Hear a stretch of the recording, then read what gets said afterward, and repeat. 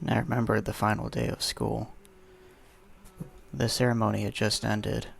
Everyone was running to meet their parents, happy as always. They were all leaving the school for the last time. I, myself, didn't go to my parents. We were waiting by a tree near the playground. I instead scrambled around the area, looking for Katie. I at least wanted to get a final goodbye before she was gone. I must have spent about a half hour just scouring around helplessly for her. My mom and dad probably thought I was playing with my friends or something. I wish I could have been doing only that. When I was about to give up trying to find her, I saw her. She was at the far end of the field, getting into her parents' car, and Katie noticed me. She smiled. She smiled a big, toothy grin, just like always. She waved to me, and got into the car, and then drove off. Forever. I know little kids cry over a lot of things, but this was the most pain I had ever felt. My dad had asked what was wrong, but I didn't answer him. Through middle school, I tried to forget her. Maybe it was just something that needed to happen and I could move on. But no. Every night, I just lay there in bed. I kept thinking of her encouragement and her shining eyes. It helped me to overcome the day's torture. Torture of, well, just everything. Of the work, the kids, teachers, the never-ending loneliness. I never figured if it was something like love I felt for her. I suppose we were too young for that. But it was something just as nice as love for me. It was help. Something I never got today. Never got since then. Even currently, in, what is this, year 9, in high school, no one talks to me like she did. And I miss it. I miss that voice. As I opened the door to my house and put down my things, I looked at the knives again. They were something that had been the closest to what Katie had given me. It was something that made me happy, like she did. I walked over and picked up the same knife from the day before. I saw my reflection within it.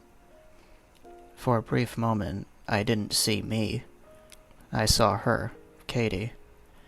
I saw her light skin, her yellow eyes, her blonde hair.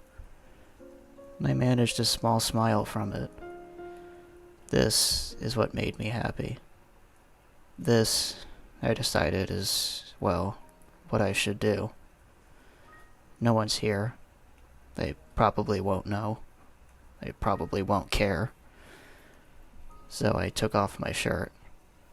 My left arm was still covered up from my mom's work, but my right arm was still fresh and open. I slowly drove the knife across my right arm.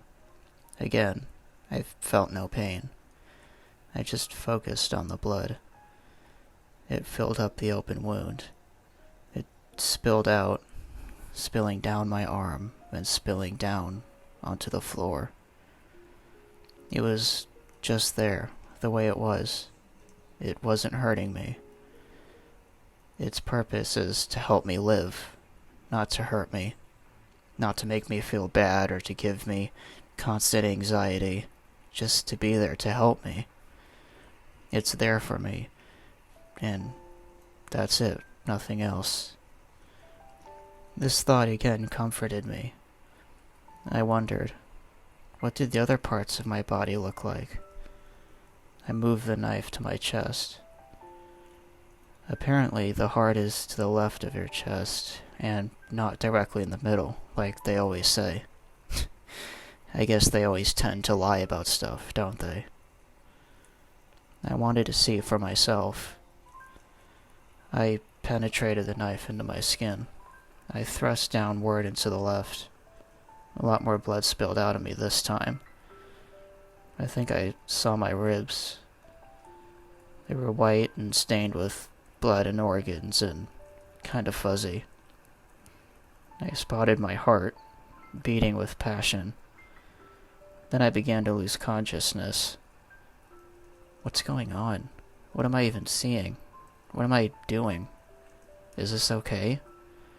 I can't really tell if I feel happy or not because of this. My vision blurred and everything around me became fuzzy. What was happening?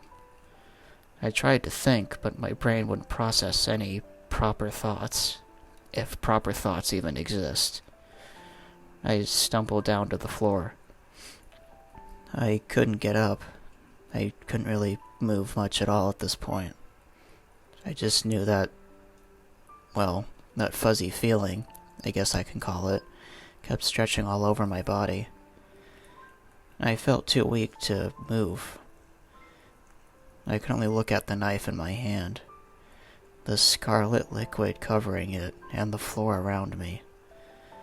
It was nearly magical in a sick kind of way, although life does love sick miracles. My eyes closed and everything went pitch black. Did I die? Well, why am I awake then? I opened my eyes. I was still lying down, but facing upwards now. I sat up and looked down, and I gasped. My whole body was a kind of light blue color. It was vaguely see-through, I suppose. My skin and clothing, everything. I could still touch my body as if it were a physical thing, but it felt like nothing. I stood up, whatever standing up means now. I think I was still in my house. Lying beneath me was my real body. It was covered in blood, with its eyes closed. Wait, my body. Does that mean I'm a ghost? That's a question I still ask myself. I tried to interact with the kitchen counter. My hand went right through it. I stepped closer and my foot went through the side of it. I ended up standing inside of the counter. I don't know what this is. I felt weird, although physically I felt nothing at all, even less than when I was alive. I tried to pick my body up and failed. How? But ghosts aren't real. But even so, I seem to be one. What? That doesn't make any sense. Right? I said to myself. I jumped when the garage door opened and both my parents came through it. Zach, we got some tacos for you. Are you still doing homework? My dad walked into the kitchen and set the food on the counter. At first he appeared not to see me. Oh, Dad, don't look, please, I exclaimed to him, but he didn't hear me. Zach? He peeked around the side and saw my body. Oh my God, Zach! He got onto his knees. Zach, what's going on? Hey, are you listening? How did... My dad rolled me over and saw the cuts, the bleeding, the everything. Oh my God, Zach! What? He started to freak out and totally cry, fumbling his words into a spiral of madness. This was the first time I'd ever seen him cry. What's the trouble? My mom came over now. She saw me. She gasped loud. Zach, no! She rushed over next to my father. What is this? What happened? They were both yelling now. Now I'm not sure what to think of it even now. back then, I just watched it happen. I don't know. Why would this happen? My dad asked. This had to do with his depression, with how that he was feeling. I knew it. I never thought it would go this far. My mom said through tears, choking on her own words. My phone went off. It's not like I could pick it up. I never thought so either. I'm gonna call the police. I have to. This is... Oh my god. Dad picked up his phone and, with trembling hands, dialed 911. I can still hear the messages of my friends going off on my phone. Same phone sitting next to my dead body. Hello? My son has attempted... His son killed himself, I think. Or he's... in the process? No, he stabbed himself, and there's a lot of blood. Please come quickly. 11124 Red Acre Avenue. Please hurry. My dad put the phone down. In a sense, it was almost comical how they couldn't even speak. They always got so mad at me for not being able to say things properly. And now look at them. Was that a bad thought? It probably is. I'll just shut up about it. Okay, they're coming. My god. My dad put his hand to his face. My mom cradled my head in her lap, getting blood all over her clothes. And now we were all red. Zach, why, Zach, why? Oh my god, Zach. If you had these issues, you should have told us, Zach. You should have told us, sweetheart. We love you more than anything in this entire goddamn world, and we want to help you. She started crying. She said this stuff over and over. I never quite heard her say this stuff so much before. At least, not that I remember. I don't know what to say. I should have helped more. My dad said quietly. Heck, why? Was it us? School? What was the problem? You didn't need to go and do this. My dad kept saying. Who were they talking to at this point? It's not like my dead body could hear them. Except... I could hear them. I could always hear them. I just never realized before.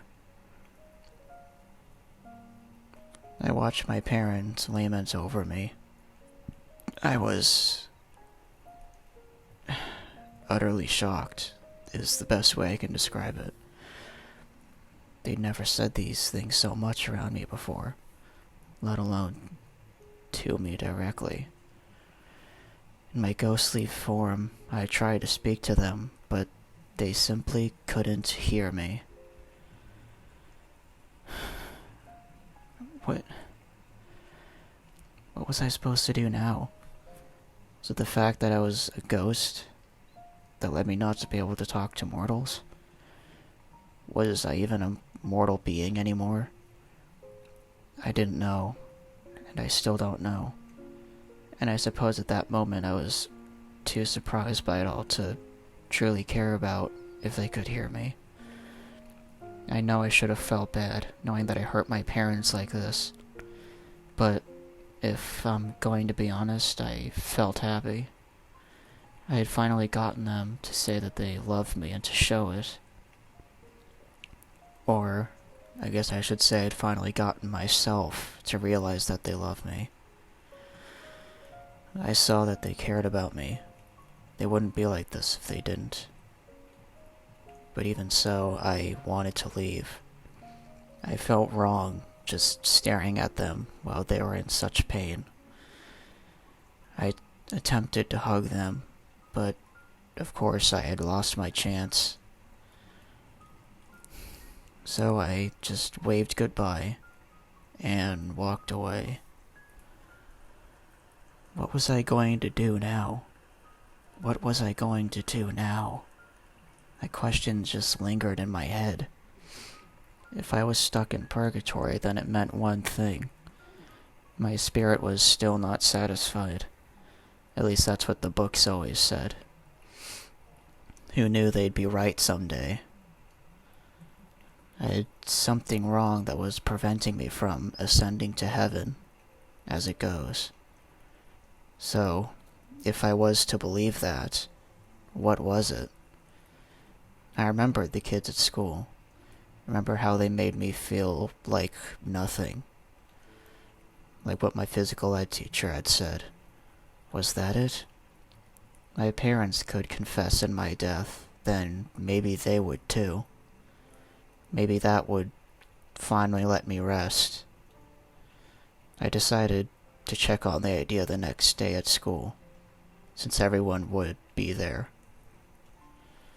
Well, technically I didn't have to go to school, but I suppose this is the one time I wanted to. Although maybe I had wanted to before, and I just never really realized what my own thoughts were. Man, it's still just... So, until the next day would begin, I wanted to do some experimenting, I guess you could say. Why not? I spent some time simply walking through my house. Inside the walls was pure cement and stone, making it impossible to see around. I'd always been curious what was inside of them. I've always had this feeling that it was always, well, the small things in life that could make it interesting, if you let it be. Certainly an odd feeling to be able to just go wherever I wanted. I eventually got bored of this and left my house entirely, and strolled through the neighboring houses. I was able to see what other people were doing. They were watching TV, eating, playing games, reading, working, sleeping, etc. Nothing really too interesting. Although, to be fair, there's probably something interesting within those people's activities I just didn't notice. I always think about it. What did I not see? I also remember I went into a nearby nature trail. I walked through the trees. I observed wild animals and insects who no longer ran from me. It was kind of peaceful. Nothing could harm or notice me. I guess I was safe from everything. Whatever safe means. I was safe, but not free. I had made the balance imbalanced. And I also felt tension. I felt like if I didn't reach heaven soon, then I'd disappear forever. Not really sure what that means. I still don't know what it means, but I just knew the same thing I know now that I should have known when I was alive. I needed to do something to help myself. Something that would actually be worth it in the end. I remember too that I spent that night in the forest. That little nature trail, I used to call it the forest. Had a lot of trees, and it kind of felt like a forest to me, especially when I was smaller. I managed to, well, quote-unquote, sleep pretty easily, although I didn't really feel too tired. I did have a dream, though. I had a dream of my parents crying, and of the blood spilling all over me. I still wonder if that was a dream or a nightmare. What constitutes something as one or the other? Like, specifically? I don't know. I woke up with the start on that morning. The sun was coming up and it was bright, shining into my eyes. I ran to school. I guess I didn't get tired, because I got there pretty fast. Apparently I could keep running at top speed. It was interesting. Still took a little bit to get there, but I managed it. No car that time, or ever again. I reached PE class. The kids were getting settled in along the stadium stairs when I arrived. They were grumbling on about some boring activity they would do. I remember when I used to be a part of that group. I wish I still could be. Mr. Hotham grimly walked up to the front of the stadium with a microphone in hand. Everyone's attention, please. Quiet down. Quiet down. Thank you.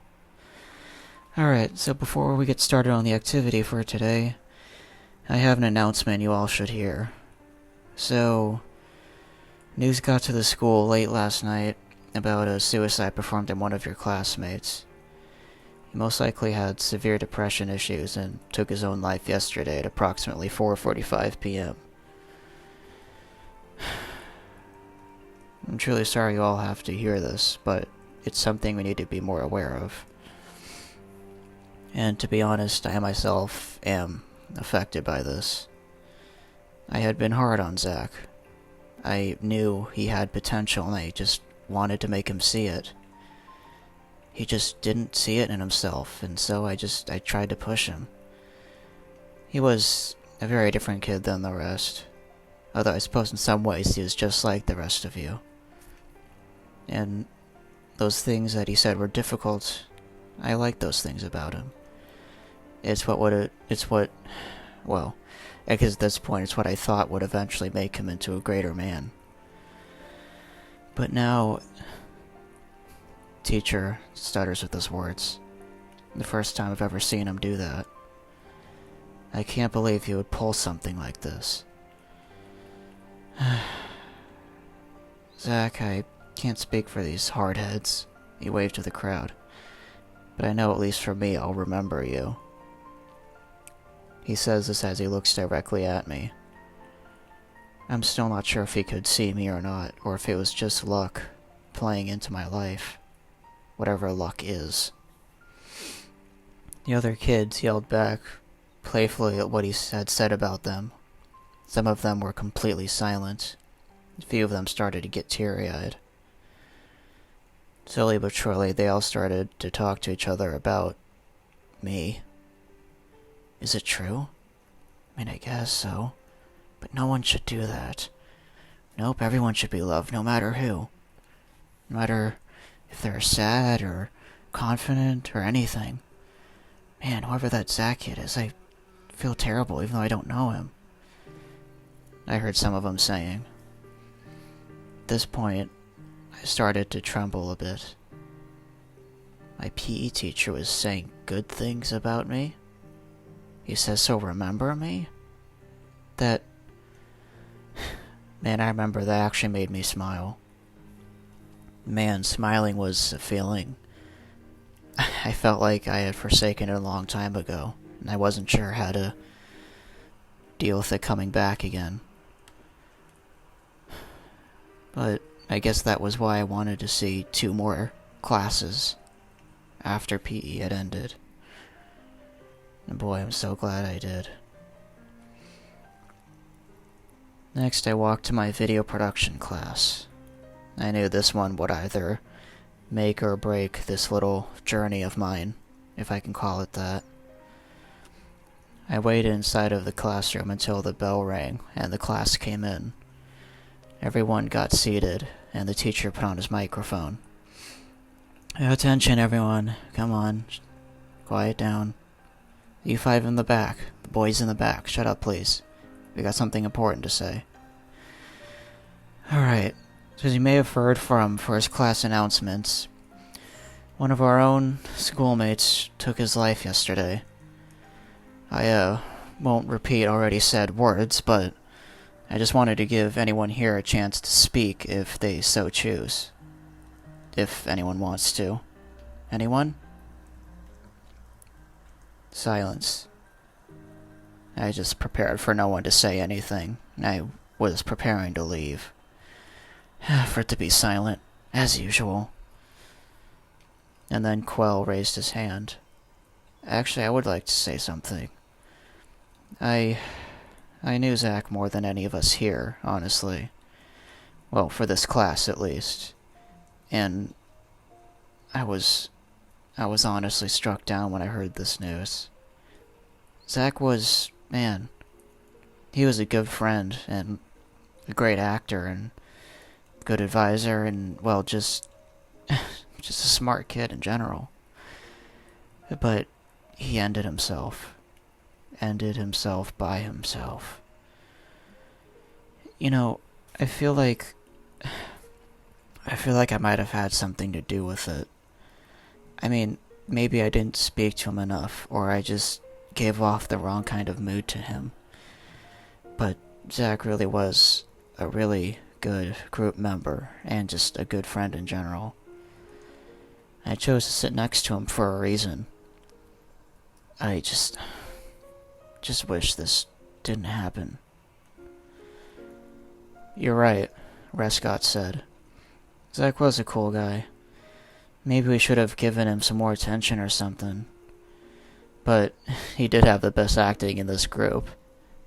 I mean, he inspired me to be better at my own acting job.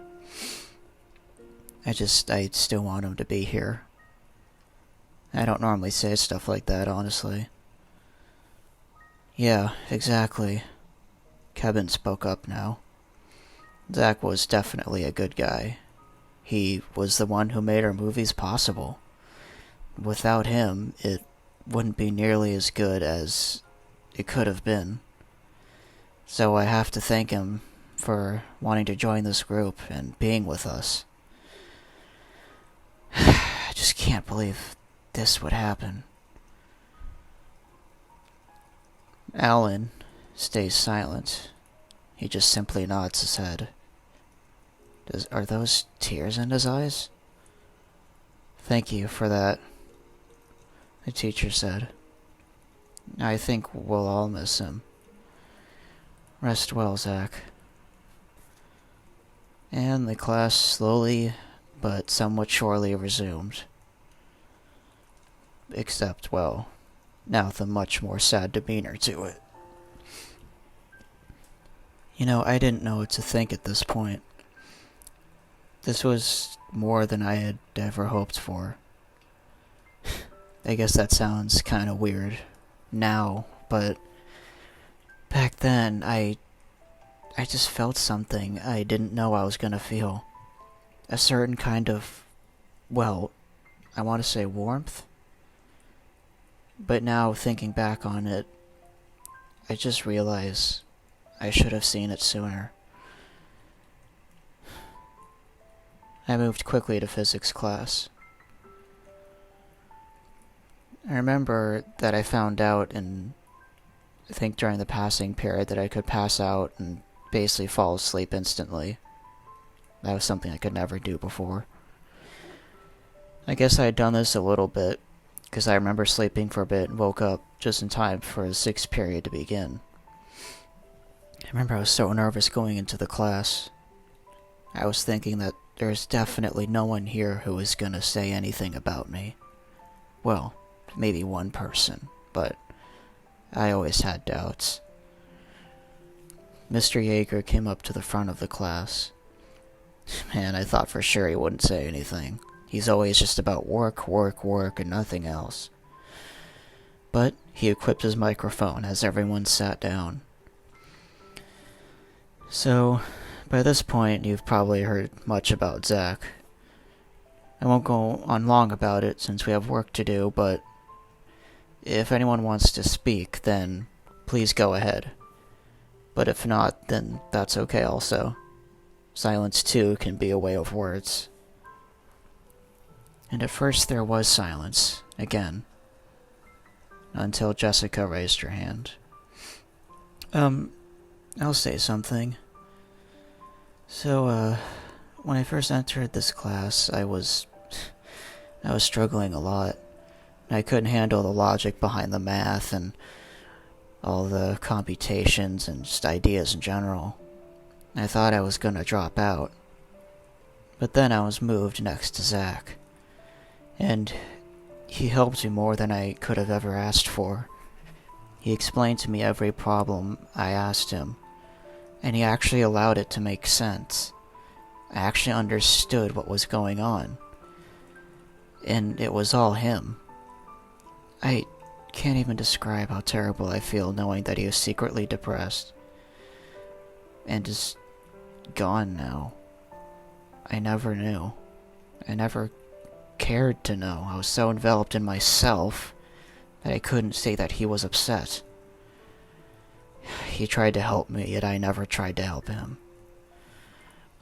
I wish I could have done so. She slumps back into her chair as Felicia speaks up. Yeah, I never sat with him in this class, but I did in Spanish. And to be honest, he was the only boy in that class that wasn't disgusting or annoying or trying to get something from me. And he was quiet and did his work. And I can respect that. He wasn't loud. Wasn't trying to make himself stand out. He wasn't trying to get any kind of cool girlfriends or anything. He just kind of talked in a humble way when he felt like it, and that was it. And that was the thing, is he was smart, honestly. If me nor my friend knew the answer to something, I could always ask him and get a good response. And he would just tell me the answer. He wouldn't write down his phone number or say some kind of sexual innuendo. He would just, just do the thing, and that's it. And I never thought about it till now, but that was really cool. It's hard to know that that's all gone now. I looked at her. Wait, she's in this class also? I never noticed. Mason raised his hand next. See, here's the thing. He stands up. You all think you know Zach. Well, let me just say I know him more than any of you. I spent time with him at lunch, during class, walking home. I talked to him a lot. And, well, the point is, I knew him. I saw how smart he was. I mean, he taught the meaning of this class to me.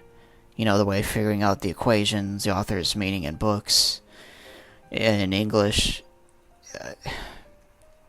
how things were happening in history, and just so much more. He's just a good friend to talk to. He helped me to feel better about my life. I could always confide in him, and I seriously appreciate that. And now to think that he's gone? I had suspicions of how he was feeling, but I thought his parents would handle it, and man, I don't know what to even say. I can't tell how I feel. Zach, I know you can't hear me, man, but just listen to what we've been saying about you, man. If there is one thing I can teach you, it's gotta be this. You can't let your problems get you down, man. Wherever you are now, I want you to know that. If you just work your way through it and try your hardest to be happy, no matter how difficult it seems, and at some point you will be happy. That's the kind of thing you told us, so how about you believe it now? You, yourself. Man, I guess I sound stupid. You just need to try and keep going. Don't give in. Just keep trying. He begins to tear up as everyone continues to watch him. Zach, man, don't leave already. Got so much of your life to live, and you know things can always change. He begins to cry, same as a good few others in the class do so also. The others, including Mr. Yeager, try to calm him down.